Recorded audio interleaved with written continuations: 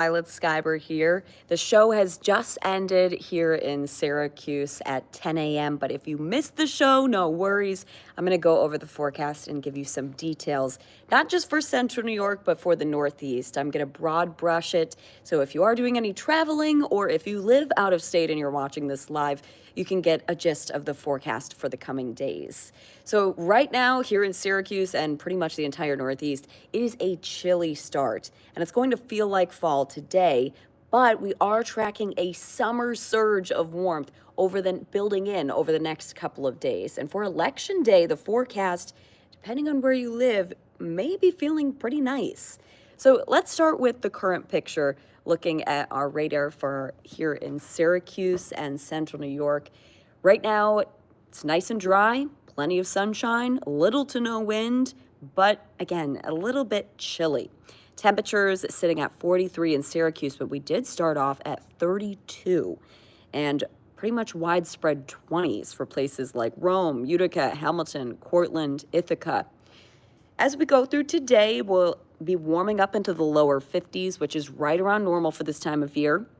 And we'll keep sunshine here in Syracuse and the East Coast regions. But notice we're watching a large, strong weather system that's right now stretching across the Midwest, the Southern Great Lakes region, bringing quite a bit of rain, even some severe weather. We've seen tornado warnings, severe thunderstorm warnings for places like Oklahoma and Arkansas.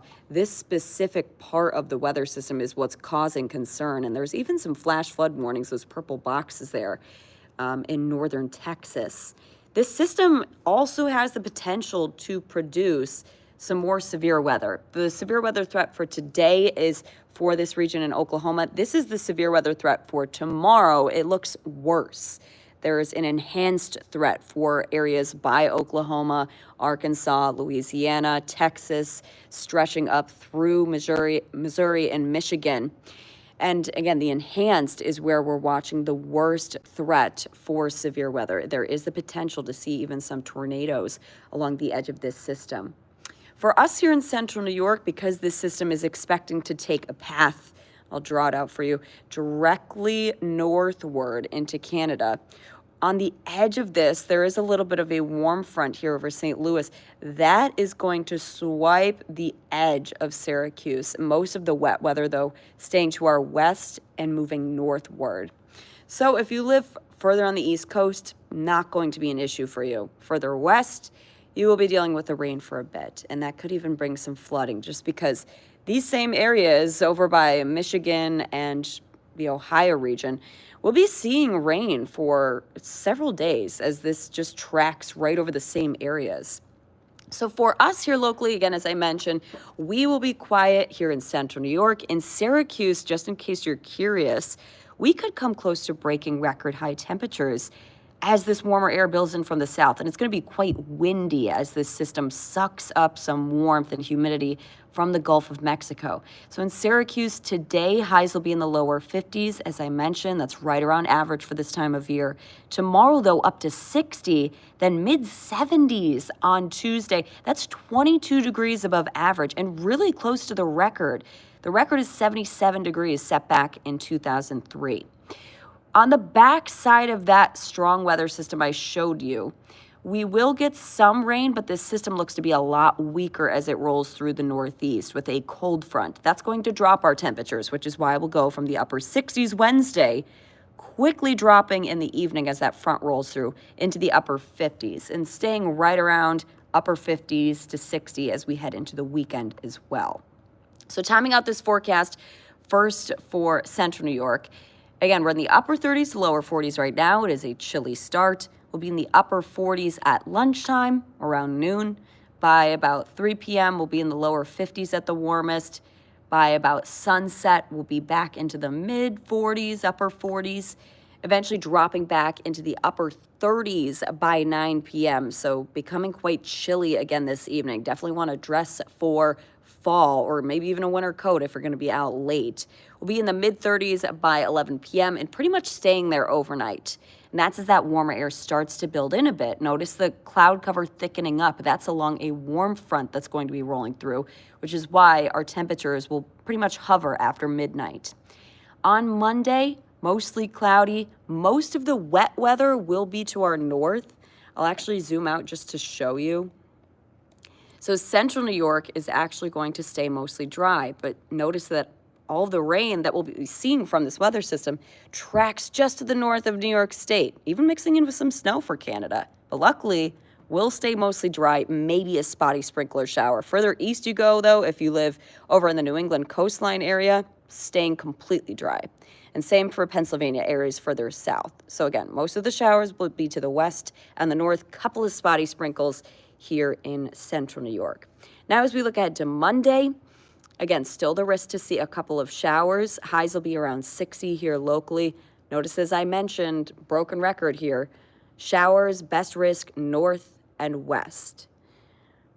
And as we look ahead to Tuesday, we dry out behind that warm front, but continue to warm up and become windy. Highs in the mid 70s, winds around 15 to 25 miles per hour in the central New York area.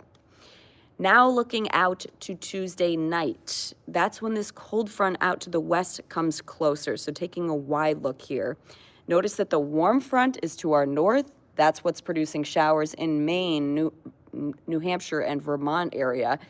The cold front on the backside of the system still to our west.